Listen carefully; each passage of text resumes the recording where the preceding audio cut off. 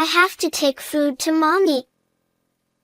With those words, my grandchild, who was hospitalized for pediatric cancer, left the hospital.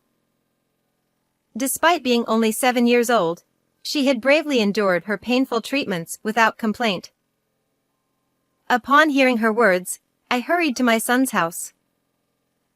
But when I arrived, it wasn't my runaway grandchild I found, but my frail daughter-in-law. Why? I gasped at the sight before me. To my shock, she was pulling weeds from the garden and eating them. When she revealed an unbelievable truth, I made a firm decision in my heart. My husband Jason had just retired, and we were enjoying a leisurely life together. To supplement our income, I started a home vegetable garden, which grew to the point where I was considered an expert. It became a daily routine for us to work in the garden together, and when we had a bountiful harvest, we shared our vegetables with our neighbors.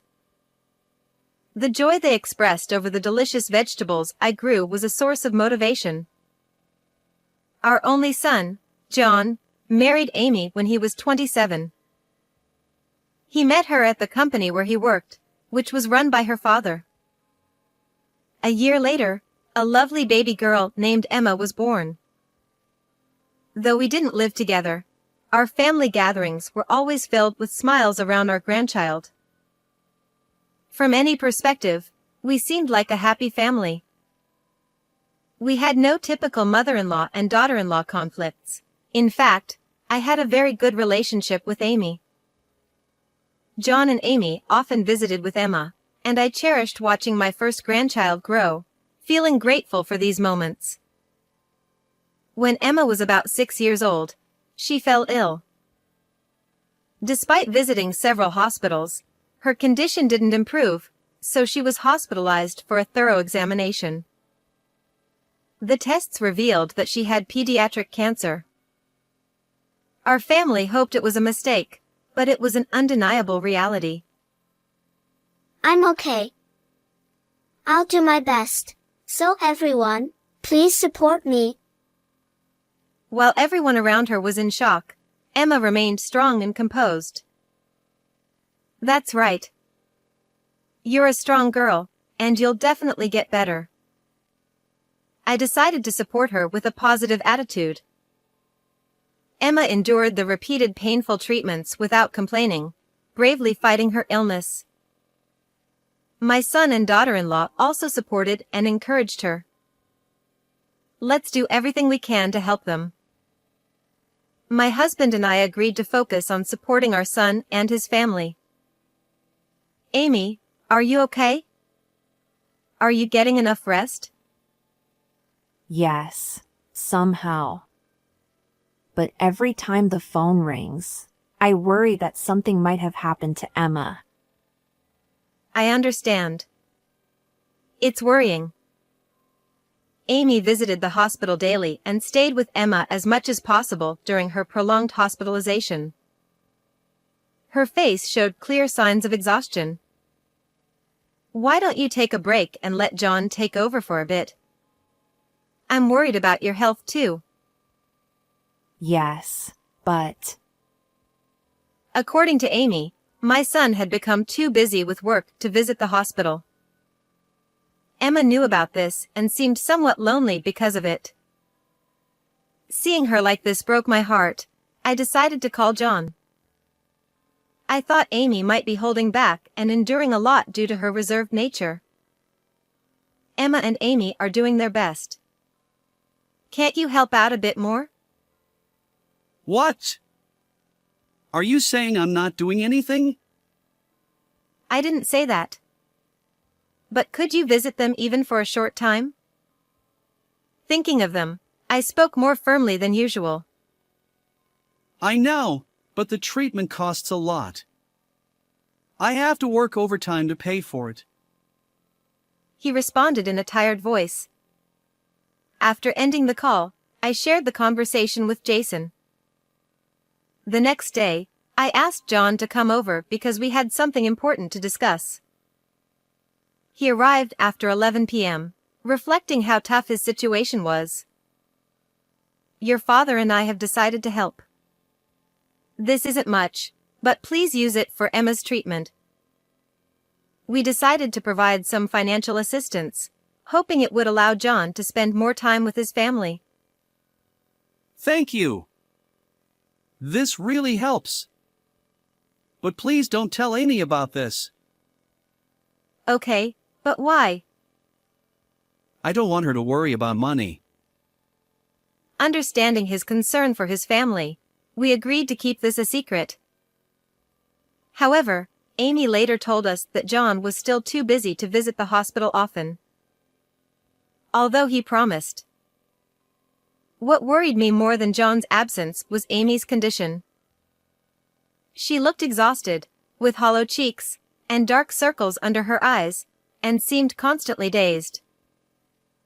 Amy, why don't you take a few days to rest at home? I'll take care of Emma. I suggested this out of concern for her well-being. Despite this, Amy insisted on continuing her dedicated care. Then one day, Amy suddenly stopped coming to the hospital. Your mom isn't coming today either? Dad said she caught a cold. She also wrote me a letter, but I feel too tired to read it right now. Emma seemed visibly weak, likely affected by not seeing her mother daily. John's visit to the hospital brought some relief, but I still worried about Amy. Is Amy really okay? Should I come over to help? I called John and asked. She's fine. But if you catch her cold, no one will be able to visit Emma. Please don't come to the house. He was firm, and I realized he was right. If we all got sick, it would be a disaster, especially if Emma caught it. So, I decided not to visit. Instead, I sent Amy an email. I'll keep you updated daily about Emma's condition. However, there was no reply from her, indicating she was likely feeling very unwell. A few days later, I received a call from the hospital on my phone. Did something happen to Emma? My heart skipped a beat, but I knew I had to stay calm. Taking a deep breath, I answered the call. The hospital informed me that Emma had left the hospital and was nowhere to be found. They couldn't reach her parents, so they called me as the emergency contact. Luckily, I was already preparing to visit, so I had my husband drive us to the hospital immediately. Once there, I found the nurse who usually attended to Emma and learned that Emma had disappeared after lunch, saying she needed to take food to her mom. You search around the hospital. I asked Jason to do this while I drove to my son and daughter-in-law's house. What if something happened to Emma? This thought kept racing through my mind, making the drive unbearable. When I arrived at the house, the front door was locked, and there was no response when I rang the doorbell. I walked around to the backyard and found Amy sitting on the lawn. Amy. Something terrible has happened. I called out to her as I approached, but she didn't respond. She had her back to me, and I couldn't see what she was doing. When I got in front of her, I was shocked and speechless. Amy, looking emaciated, was pulling up and eating grass from the yard. Why? I was at a loss for words, unable to comprehend what was happening. But I couldn't just stand there. Amy. Amy. Can you hear me? I kept calling her name until she finally responded, looking at me. Nancy. I brought Amy inside and listened to her story. Actually. What she told me was so astonishing that I couldn't believe my ears. At that moment, I received a call from my husband saying they had found Emma. She had run out of energy on her way home and was sitting on a bench a bit away from the hospital. Can you contact the hospital and take her back? Also, tell her that her mom is okay. When I told Amy that Emma was safe, she started to cry tears of relief. I comforted her and decided to call my son. After a few rings, he answered in a slightly annoyed tone. Yes. What is it? Ignoring his attitude, I explained what had happened with Emma. Amy has a severe cold, and I'm on a business trip, so I'll leave it to you, Mom.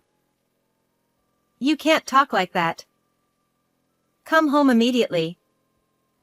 This is about your daughter. Angered by his cold response, I snapped back. I have important work. I can't leave my clients. John listed excuses and abruptly ended the call.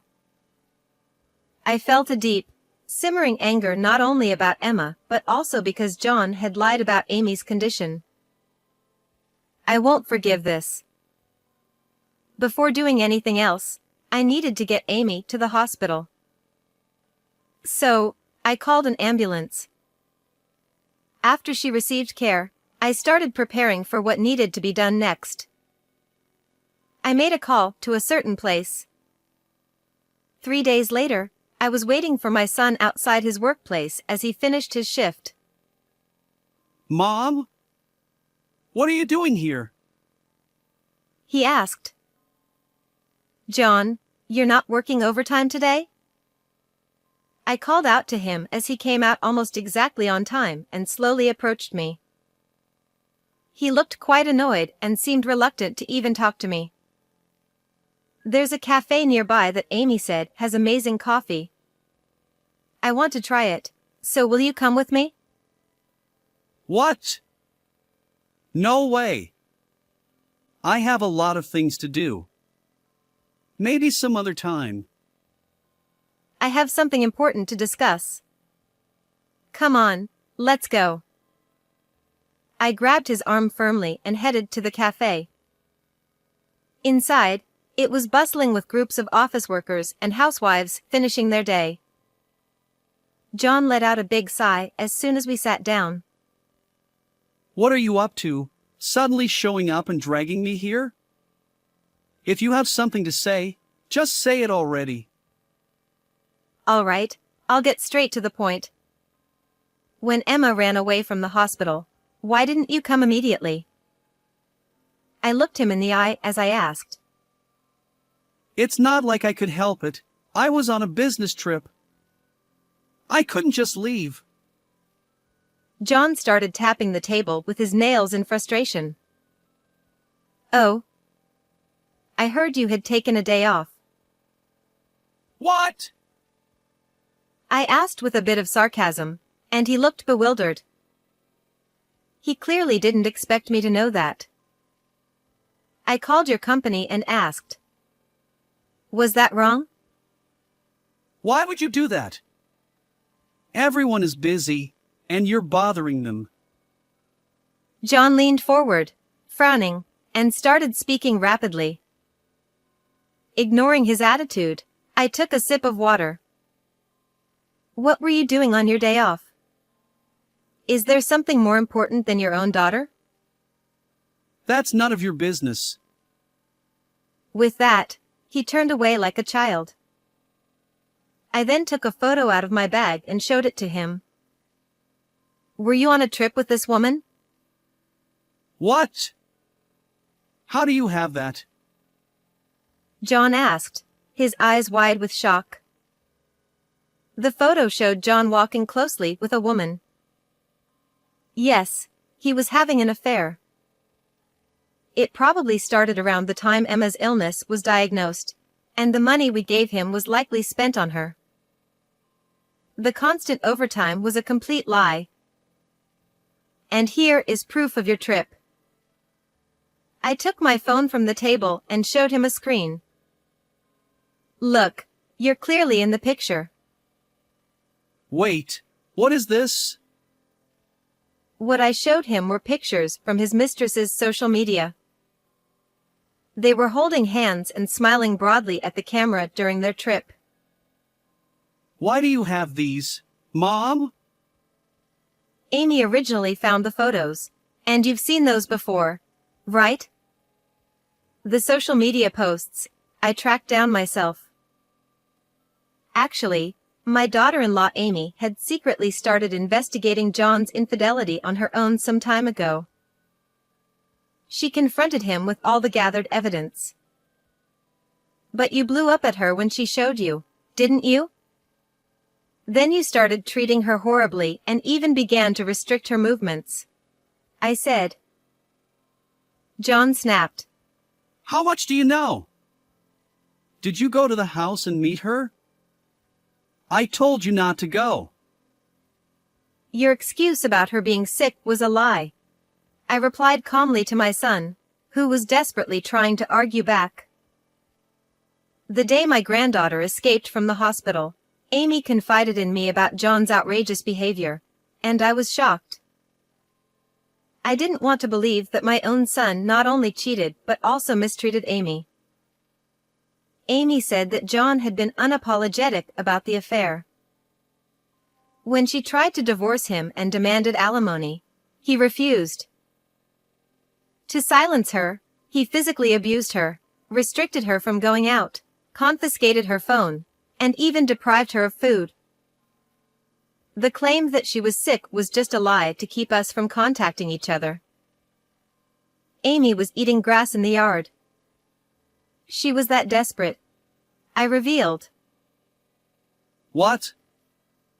She did that? Unbelievable. He sneered, mocking her actions. She was covered in bruises and diagnosed with malnutrition. I continued, sharing what the doctor had told me at the hospital, but John seemed indifferent and played with his phone. Do you realize you're doing something utterly despicable? I asked, my voice filled with contempt. I can't get divorced. It would ruin my standing at the company. I'm supposed to take over someday. He replied, smirking as he looked up from his phone. Since Amy's father is the company's president, John likely thought any scandal, such as his affair, would be a massive problem. I made sure she didn't meet anyone to avoid her spilling the beans. He added, grinning. Moreover, John had threatened her, saying, if you run away, I won't pay for Emma's hospital bills or let her get treatment. Amy, increasingly cornered, ultimately decided to comply for the sake of their child. Thinking about Amy's plight breaks my heart. John said, Why did you go to the house, anyway? Because your precious daughter escaped from the hospital. I replied. Then you should have looked around the hospital. He retorted. She left saying she had to bring food to her mom. I explained. John looked puzzled and confused. But Emma shouldn't know about her mother's situation since she's been in the hospital. He said. That's true, normally. I agreed, handing him a piece of paper. It was a letter Amy had written to her daughter. What's this supposed to prove? There's nothing unusual in here. He argued. The letter seemed ordinary at first glance, but it held a hidden message. What do you think happens if you read only the first letters of each line vertically? I asked. John took the letter, scanning it carefully. After deciphering it, he slammed the table in anger. Tell Grandma to help me. It hurts. I'm hungry. This was an SOS from Amy. I explained. Emma read this and escaped to bring lunch to her mom. I added, but John still seemed confused. But she hadn't visited her mother for a while. How could she have delivered such a letter? He protested. It appears you delivered it to the hospital. I said. What? He exclaimed. Amy had given John an envelope with documents for the hospital, including the letter for Emma. He had been too preoccupied with his affair to remember. After thinking for a moment, John realized. How cunning. But how did you decode it? It was a game Amy invented for Emma to enjoy while bedridden. I explained. Emma, weakened by her treatment, spent most of her days in bed. Decoding letters was a detective game they enjoyed together. The nurses and doctors knew about it. The only one who didn't was you, because you never visited, I said, staring at John. He scowled and made a loud, annoyed sound. Give me a break. It's her fault for having a sick child. She's a failure as a woman. He shouted. How can you say that?